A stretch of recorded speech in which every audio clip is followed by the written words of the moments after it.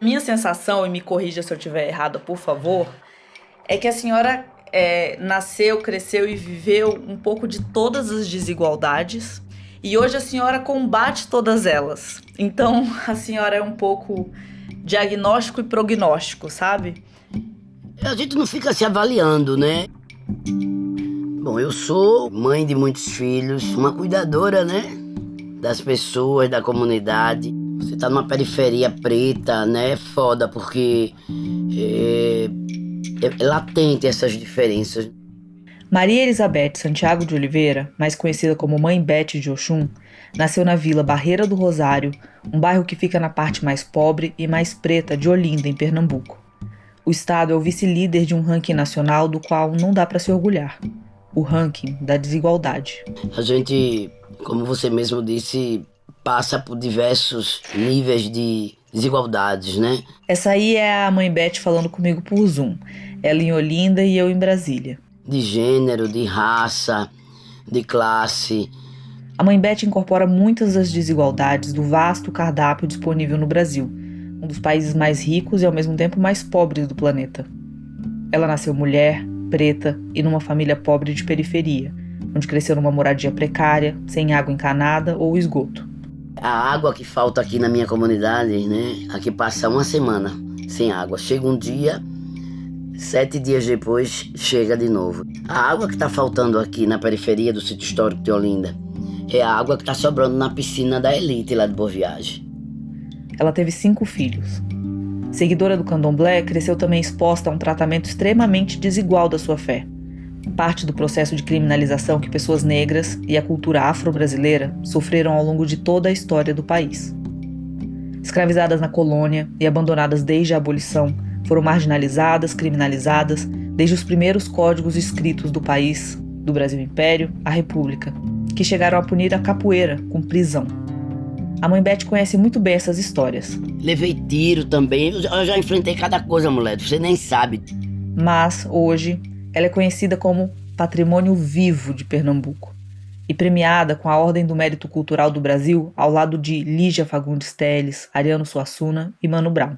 Fui uma das primeiras mulheres a tocar alfaia de maracatu, então isso tinha esse processo assim dessa luta, né, pela igualdade de gênero.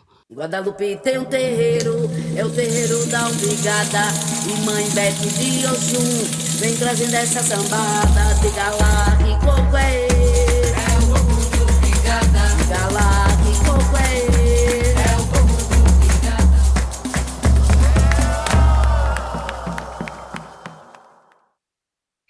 Eu escolhi a Mãe Beth para abrir esse podcast porque aqui no Desiguais a gente sabe que as desigualdades são muitas, são múltiplas e nunca aparecem sozinhas. E a gente sabe como é importante entender como elas foram produzidas, como se articulam e como a gente pode mudar essas engrenagens. Eu também me encantei pela Mãe Beth porque a trajetória dela nos ajuda a enxergar essas relações para além dos indicadores de educação, renda e consumo, que não dão conta de explicar totalmente a desigualdade, e tampouco são suficientes para pensar o problema da desigualdade nas suas soluções. Muitos de nós queremos um país mais rico e mais igual. Mas o que significa igualdade? E que tipo de riqueza a gente quer?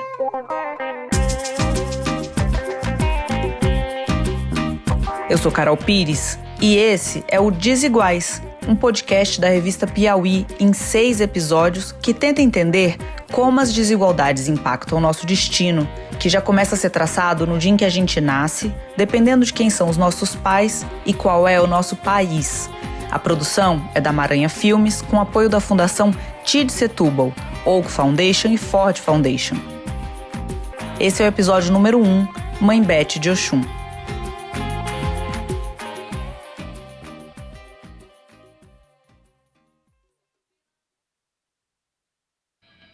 Atenção, o senhor presidente da República deixou a sede do governo. A Mãe Beth nasceu no dia do aniversário de Olinda e menos de 3 semanas antes do golpe militar de 1964. A presidência da República! Eram tempos políticos instáveis e a desigualdade social aumentaria e muito nos anos seguintes. Naquele ano, o 1% mais rico do Brasil ganhava 10 vezes mais que a média salarial. Nos primeiros 5 anos de ditadura, essa desigualdade quase dobrou. Os mais ricos passaram a ganhar 16 vezes mais que a média. E a família da mãe Beth não ganhava sequer a média. Eles eram bem pobres. 12 irmãos, sendo 6 homens e 6 mulheres, criados numa casa de 2 quartos pela mãe, dona de casa, e o pai, feirante. Sempre os 2 mais novos dormem no quarto dos pais e o resto se enfia ali por dentro, né? A cozinha bota um beliche, o corredor entre a sala e a cozinha enfia outro beliche. Essa é uma realidade ainda hoje. Segundo o IBGE, 7 em cada 10 pessoas que moram em casas com algum tipo de inadequação são pretos ou pardos. Não por menos, estamos ainda presos em notícias assim. Pessoas negras têm 2,6 vezes mais risco de serem assassinadas no Brasil. Entre os brasileiros mais ricos, os brancos são 70%. Entre os mais pobres, 75% são negros. Os estudantes negros foram os que mais sentiram os impactos negativos da pandemia na educação. A cor da pele pode definir algo tão crucial quanto vida ou morte. E não só quando a gente fala de homicídios ou de mortes violentas, mas também para quando a gente olha para condições e oportunidades ao longo de toda a travessia da vida. No trabalho, por exemplo, as pessoas negras são maioria entre os trabalhadores informais, entre os que ganham menos e, portanto, são maioria entre os mais pobres. E isso continua sendo assim porque a gente não conseguiu corrigir uma perversidade histórica, já que o nosso país foi construído escravizando pessoas negras que, séculos depois, ainda são discriminadas. No papel, a abolição da escravatura é de 13 de maio de 1888. Mas em 1890, o Código Penal foi bem explícito ao proibir exercícios de habilidade e destreza corporal conhecidos pela denominação capoeiragem, ou seja, proibia uma expressão cultural dos negros. Nossas mães, nossas tias, nossas avós ensinavam a gente que elas tinham que cultuar o orixá branco em cima e o preto embaixo da mesa, com a toalha grande, escondendo, por exemplo, Ogum embaixo. E elas cultuavam São Jorge, com todo o respeito a São Jorge Guerreiro, que eu sou devota também. A história da família da mãe Beth conta a trajetória dos escravizados no Brasil. Os seus avós foram cortadores de cana do engenho de Manjope, um dos maiores do período áureo do ciclo da cana-de-açúcar em Pernambuco, que tem registro de ter tido 100 escravizados trabalhando até o século XVIII. É bem possível que seus antepassados tenham sido escravizados nessa região, mas a mãe Beth não tem certeza. E ele era muito espancado. No tempo do meu pai, as crianças eram muito espancadas, que a violência aqui nos canaviais é muito grande. E ele fugiu de casa aos 7 anos de idade para não ser mais espancado. Espancado pela família? É, pela madrasta, porque a gente tem uma tradição de violência, né? Quem prova do meu pirão, prova do meu cinturão. Isso é uma consigna, pelo menos aqui no Nordeste, aqui em Pernambuco, muito levada a sério, né? Assim, a política, por exemplo, do chicoteamento, da violência é uma coisa que está impregnada nas famílias. E desculpa perguntar isso, mas ele reproduziu essa cultura da violência com os filhos? Pelo contrário, ele era muito amoroso. Minha mãe é que era o dono da casa, assim. Minha mãe é que batia. Minha mãe, se não, sabe, escreveu, não leu, pau comeu. Então ela era que comandava, e talvez por isso é que todas as mulheres da casa também são empoderadas e comandam suas casas, porque a minha mãe foi modelo pra gente. Enquanto o pai trabalhava na feira vendendo frutas e legumes para sustentar a família de 14 pessoas, a mãe cuidava da casa e dos filhos. Ela era empoderada, ela dizia, uma vez ela disse pra mim, dizia pra gente que quando meu pai conheceu ela tinha um cabelo grande, assim, aí ele disse pra ela, eu adoro mulheres de cabelo grande, aí ela disse que no segundo encontro cortou o cabelo. Maravilhosa. Ela era pesada, aí, enfim, mas ela também brincava muito, muitas brincadeiras da minha mãe com a gente, brincadeira de roda, brincadeira de pular corda. Ela era quem cuidava. A mulher é quem cuida, a mulher é quem pare, que faz o alimento, que alimenta, né? O cara, ele saía para correr atrás da grana e ela cuidava. E a minha memória é essa, uma mulher forte e uma mulher que brincava. Isso está mudando rapidamente, mas ainda é um clássico brasileiro. A mulher cuida do trabalho doméstico e o homem trabalha fora. Isso quando a mulher não faz tripla jornada. Trabalha fora, assume sozinho o trabalho doméstico, cuida dos filhos. Segundo dados do IBGE, as mulheres gastam uma média de 21 horas semanais com afazeres domésticos, são 3 horas diárias, enquanto os homens dedicam apenas a metade desse tempo. Só que esse é um trabalho não remunerado, que reduz os ganhos de quem assume essa responsabilidade, enquanto beneficia não só a família, mas toda a sociedade. Afinal, muitos trabalhadores só conseguem viver com salários tão baixos porque existe uma mãe, uma companheira, uma prima por trás, limpando, cuidando, alimentando, ajudando em tudo, sem ganhar por isso. Isso impacta diretamente o futuro dessas donas de casas. No último levantamento do IBGE, as mulheres ocupavam apenas 38% dos cargos de chefia, sendo que somos a maioria da força de trabalho, 52%. Essa desigualdade de gênero passa de geração para geração. E a cultura social de que a mulher pertence à casa e os trabalhos da casa pertencem à mulher faz com que elas fiquem para trás nessa corrida por uma vida próspera.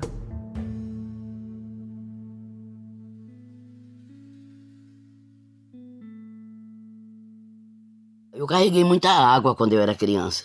Eu morei em lugares muito pobres, assim, carreguei água na cabeça mesmo. Quando eu era criança, com 10 anos. Mas a senhora pensava assim, eu sou uma criança, eu não devia estar carregando isso? Ou era natural? Não, era natural, né? Nem eu, nem provavelmente ninguém. Primeiro que você vê todo mundo fazendo. Isso não é uma casa que vai buscar água, isso é uma comunidade, porque a água falta no conjunto da obra, né? Então todo mundo vai buscar.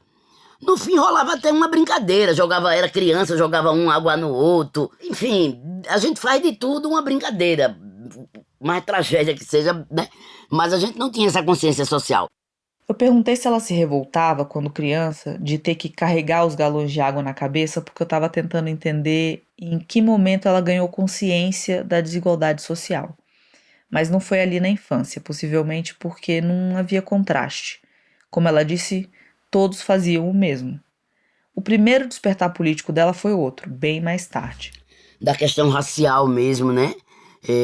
A gente vendo que na favela o bicho pega o tempo inteiro, os pretos é que são os alvos, né? Da polícia que mata, e a abordagem, então toda essa realidade. No meu caso, eu, aqui em Olinda, desde a minha juventude, eu me inseri muito cedo nos movimentos culturais. Eu fui uma das primeiras mulheres a tocar alfaia de maracatu, então a gente vem de uma comunidade que praticamente cada casa tem um brinquedo, uma expressão artística. Cada casa tem um boneco gigante, tem uma troça carnavalesca, tem um bloco, tem um maracatu de baque solto, um maracatu de baque virado, um coco de roda, um cavalo marinho, uma orquestra de frevo. Aqui é incrível, aqui tem uma pegada, por exemplo, a gente aprende frevo de criança.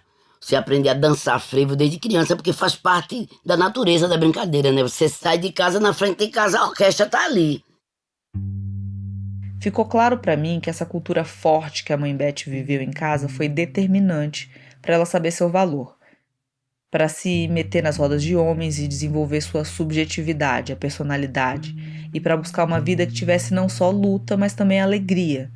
E talvez por isso, por essa capacidade e oportunidade de se pensar, de poder sonhar com o próprio destino, quando ela chegou onde muitos sonham, num emprego estável, de concursada pública, e casada com um homem também concursado, ela percebeu que aquilo ainda não a realizava. Eu tive uma relação com um companheiro que ele era um homem do movimento negro e tal, só que ele era intelectual, professor de física, de matemática e de filosofia. Ele, no caso, o primeiro marido da mãe Beth, quando ela era concursada. Ele era muito inteligente, mas ele era muito materialista e ele não acreditava na espiritualidade. Mesmo sendo um homem negro, ele dizia, meu irmão, como é que todo um homem negro, tu não acredita no orixá? Não, ele não acreditava em nada.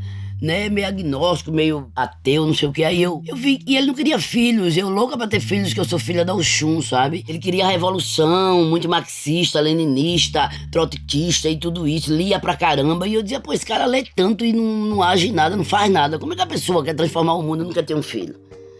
Aí eu vi que não era por ali minha linha, aí eu digo, ó, vaza, pedi ao Oxum pra tirar ele da minha vida.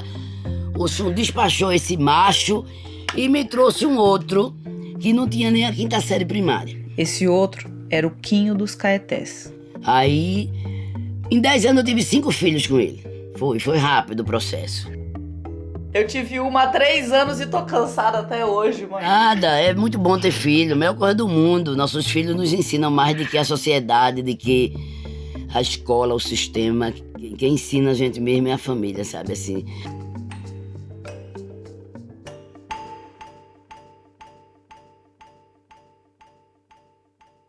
O Quinho era operário de uma fábrica têxtil e também não estava feliz. Ele sonhava em recuperar uma cultura familiar, o coco de umbigada, uma dança de roda com marcação de tambor que tem influências dos batuques africanos e dos bailados indígenas com letras simples. Alguns também chamam o coco de umbigada de pagode, zambê, coco de usina, coco de roda, coco de embolada, coco de praia, coco do sertão. Juntou a minha angústia com a dele, ele saiu da fábrica, deixou o cabelo crescer, virou rasta e começou a tocar tambores e nunca mais parou. Me encontrou, que eu estava nesse processo, né, ainda na universidade, dentro do hospital, trabalhando. Aí quando nasceu a terceira filha da gente, eu disse, eu vou sair desse negócio. A turma, você é louca, minhas irmãs. Você é louca, você vai sair, tendo 3 filhos agora para criar, vai sair de um concurso, assim, tipo, de uma estabilidade e tal. Eu digo, eu não quero saber de estabilidade, eu quero saber da minha arte, da minha felicidade. Aí rompi, aí eu fui. Aí larguei a universidade de vez, fui, nunca mais voltei para lá. Agora eu tô sendo indicada para honoris causa de lá, olha só, 20 anos depois. Então, eu só fiz fortalecer a cultura e olha, ele trouxe o coco, olha o babado. Ele, o Quinho de Caetés. Além desse contexto todo, dessa trajetória, ele trouxe o coco da herança familiar. Os bisavós, os avós e os pais eram coquistas. E tinha um coco que tinha ficado parado quando os avós morreram, os pais ficaram com pouca autoestima, ainda fazia no São João, São Pedro e Santana, mas tinha parado. E ele queria voltar com o coco. Eu disse, meu nego, se é pra voltar, vamos voltar. Né? Eu sou filha de Oxum, mas sou filha de Ogum também, sabe? Eu não abro parada, não. Eu sou de ir pra cima, sabe? Sou de enfrentar qualquer um. Eu não temo, não. Eu vou pra cima mesmo. General mora na minha cabeça. Aí eu fui, peguei, voltamos a fazer o coco, articulamos a zabumba, o ganzá e o caixa de guerra, articulamos a família, a escola do entorno, que até hoje eu sou muito convidada para ir para a escola. Eu digo, eu sou educadora voluntária, popular aqui da escola. E a gente voltou a fazer a sambada de coco. A sambada de coco da Mãe Beth completou 25 anos em funcionamento. Mas no começo, não foi nada fácil. Também a gente teve muito problema, sabe? Com abaixo-assinado, porque é muito difícil. Você botar o maracatu no carnaval, tá ótimo. Você botar o coco no São João, tá ótimo. Você botar o cavalo marinho no Natal, tá ótimo. Agora fazer daquilo um instrumento de mobilização social, sabe, cotidiana, aí já é um outro problema, né? Mas foi o que a gente fez. A gente enfrentou muito abaixo-assinado. Eu respondi a 4 processos na justiça pelo crime de fazer coco. Parece mentira, né? Como assim? Fazer o coco perturba o sossego deles, né? Porque eles são racistas, porque eles não gostam da cultura. E levei tiro também. Tiro? Tiro. Levei 6 tiros na lata a queima-roupa. De quem? A polícia. Um dia ele chegou lá e disse que era pra acabar. Eu disse, não acaba, não acaba. Ele sacou a arma e meteu bala. Foi um desespero, foi um terror, foi um chororô. Foi horrível. Foi um dos piores dias da minha vida. E ele te acertou? Se tivesse acertado, eu não tava aqui contando a história, né? Acertou não, nenhuma bala. Pra ele saber que eu não tinha medo dele. Exu estava de ronda, Ogum estava de ronda, a Jurema estava de ronda, os orixás estavam de ronda, minha filha. Que eles não dormem, né? Hoje, o Beco da Macaíba é uma extensão da Rua do Pilão, em Barreira do Rosário, onde ficam as tapioqueiras, bonequeiros e costureiras do carnaval. O Beco virou um reduto das sambadas. E a revalorização dessa cultura começou por volta de 2005, quando a sambada da Mãe Beth foi contemplada como um dos pontos de cultura do Brasil pelo programa Cultura Viva, do governo federal. E aqui teve mais uma virada de chave na politização da Mãe Beth. A partir de 2005, com o programa Cultura Viva e também o fortalecimento da educação em 2005 com a política afirmativa e as cotas para os negros e afrodescendentes e indígenas ocuparem cursos superiores nas universidades, contraditoriamente houve também uma ascensão da igreja com a concessão de rádios e TVs através da bancada evangélica e do seu Eduardo Cunha. Então, veja que loucura. A partir daí mudou muito a realidade, porque antes o Estado era quem tinha intolerância conosco. Lembra que lá no começo do episódio a Mãe Beth estava contando dos antepassados dela, que viram sua cultura ser proibida por lei, como a capoeira, chamada de vadiagem? Em 1800 e pouco, teve o decreto, da vadiagem, que era proibir a capoeira, proibir os negros em grupos. Isso foi o que ela voltou a ver em 2015, Mas isso era o Estado, que mandava a polícia invadir os terreiros, saquear, quebrar tudo. Hoje é o vizinho, hoje é agentes da própria família que foram cooptados. Hoje tá pior, porque hoje a sociedade é intolerante. Antes a sociedade compartilhava, mesmo não sendo daquela fé, quando as nossas mães, as nossas vós faziam, por exemplo, o Cosme e Damião, que é uma brincadeira pros ireis, né, pras crianças, e dava os saquinhos de Cosme e Damião, dos doces e guloseima nas casas. Todo mundo adorava porque recebia aquilo com muito carinho, com muito respeito, que não era o seu sagrado, mas era o sagrado do outro. E dava às suas crianças. Recebia o munguzá da festa de Preto Velho e comia no café da manhã com muito respeito, que não era o seu, mas era o do outro, o sagrado do outro. Hoje em dia é tudo de Jesus, aí se chega um manguzá é do diabo. Hoje em dia as crianças não podem receber mais o saquinho de Cosme e Damião, que é do diabo. Veja onde a gente chegou. Hoje em dia o acarajé é do diabo, a capoeira é do diabo, tudo é do diabo. Porque esses caras tornaram o Brasil um projeto político para tornar o nosso país um país fundamentalista. E a gente não cabe dentro de uma casa fundamentalista, que a gente não é os Estados Unidos. A gente tem uma outra origem, os índios já estavam aqui há mais de 5.000 anos. Nós tivemos 3 séculos de escravidão. Então, assim, o nosso povo tem uma outra formação. O mosaico da gente é diferente e é de muita violência, vamos combinar. Não é Casa Grande Senzala, é de amor, não. É de, como soltaram uma nota agora mesmo, essa semana, dizendo que a formação do povo brasileiro foi amorosa. Foi morta até hoje. Não aceita os índios no país. Se mata os índios, se violenta. Os pretos não precisa nem dizer, né? 3 séculos de escravidão e não houve política de reparação. Até hoje, continuam matando os pretos e as pretas. Toda a experiência de vida da Mãe Beth foi transformando ela em uma agente de transformação da sociedade. A história de vida familiar. Você é toda uma ancestralidade, mesmo sem você saber. Você é todo um acúmulo de vida e de conhecimento passado das suas mais velhas. A história de valorização da cultura. Esses brinquedos, eles são fundamentais na nossa formação política, na nossa formação social. Eles, inclusive, passam a gerar trabalho, emprego e renda, porque a gente começa a se tornar artista. E a história de luta política. Eu cheguei ao Conselho Nacional de Política Cultural. Quer dizer, imagine você tá no conselhão onde discute as políticas públicas. E a gente tá lá botando o dedo da ferida, né? Falando do racismo. Mas tudo de vocês é racismo. Mas é porque o país, a sociedade e o Estado, ele é estruturado a partir do racismo, né? O racismo é estrutural na sociedade. Todas essas vivências levaram a Mãe Beth a criar o LabCoco, Laboratório de Tecnologia e Inovação Cidadã, que une laboratório de inovação com centros culturais e terreiros. E lá eles criaram os Contos de Ifá, um game roteirizado sobre a mitologia afro-brasileira.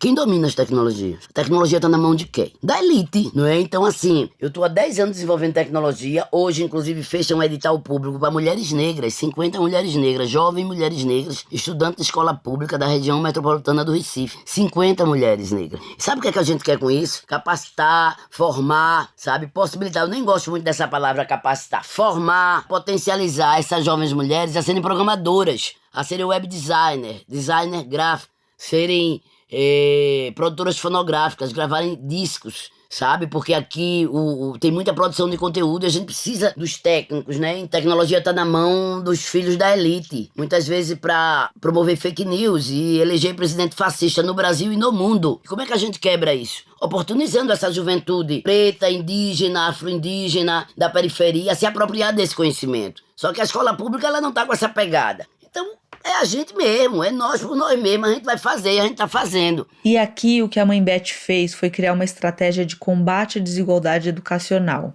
que leva à desigualdade de renda, que leva à desigualdade social, a partir da desigualdade política, que deixa o poder e a possibilidade de mudança estrutural da sociedade nas mãos de poucos. Para dar um exemplo, na Câmara dos Deputados, dos 513 deputados eleitos em 2018, só 4% se autodeclararam pretos. As mulheres, mais da metade da população, eram apenas 15% das parlamentares. Só uma mulher é indígena. Enquanto não tiver uma reforma política, enquanto o povo não tiver consciência e a gente não eleger, não usar o instrumento do voto também para eleger outras pessoas, principalmente mulheres. A Mãe Beth de Oxum nunca se tornou uma mulher rica, não financeiramente, mas ela construiu uma vida riquíssima. Para mim, que sou uma mulher de terreiro, não é dinheiro. Sou filha de Oxum, minha filha. Oxum já é a própria riqueza. Minha armadura é feita do pó do ouro de Oxum. Não é dinheiro, entendeu?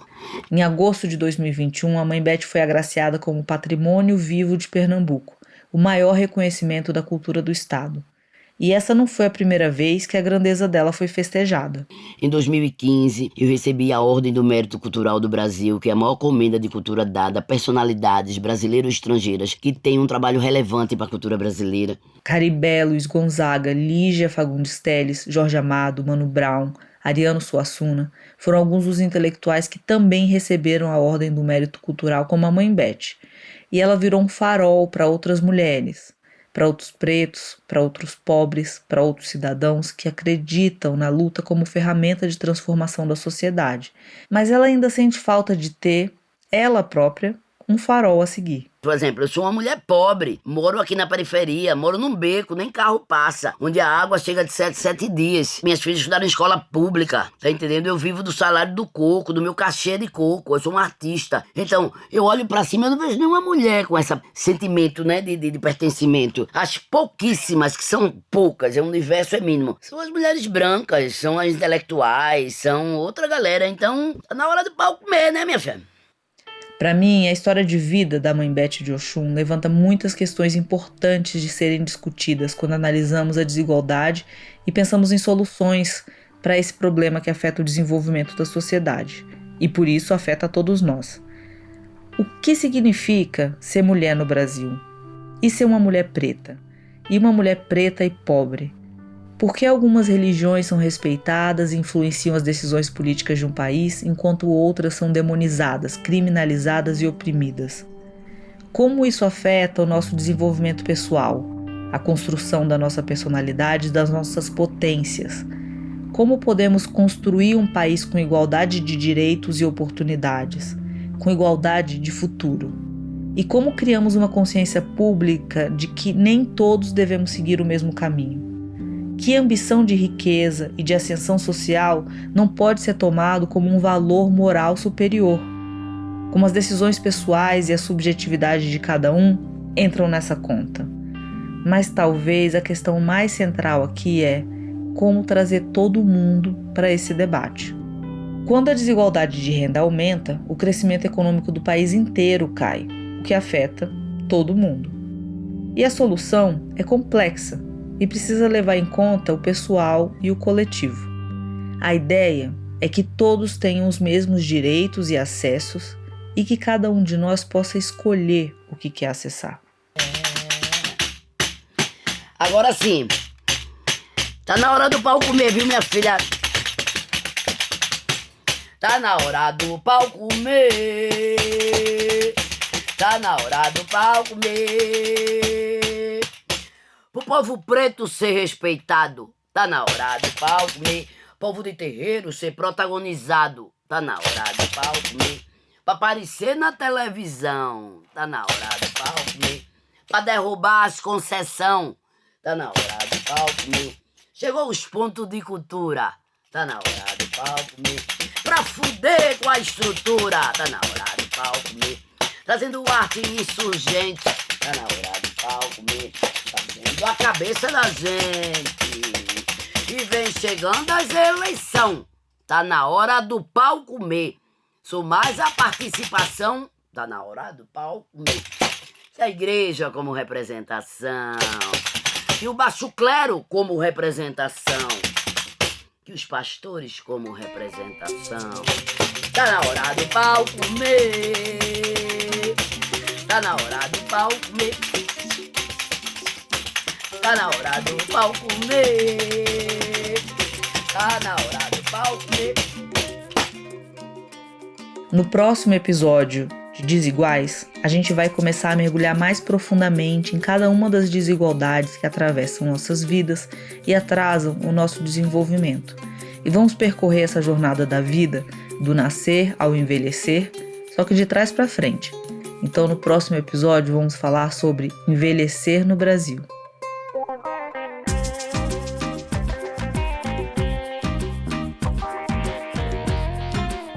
Desiguais é um podcast da revista Piauí produzido pela Maranha, com o apoio da Fundação TID Setúbal, Oak Foundation e Ford Foundation.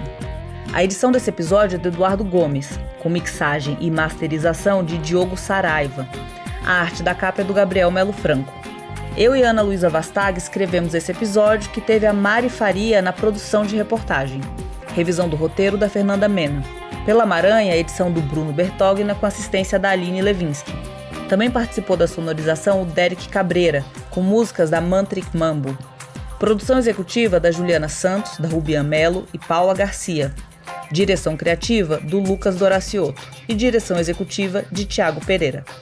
Pela Piauí, a distribuição é da Maria Júlia Vieira e as redes sociais são coordenadas pelo Fábio Brizola, Emily Almeida e Isa Barros.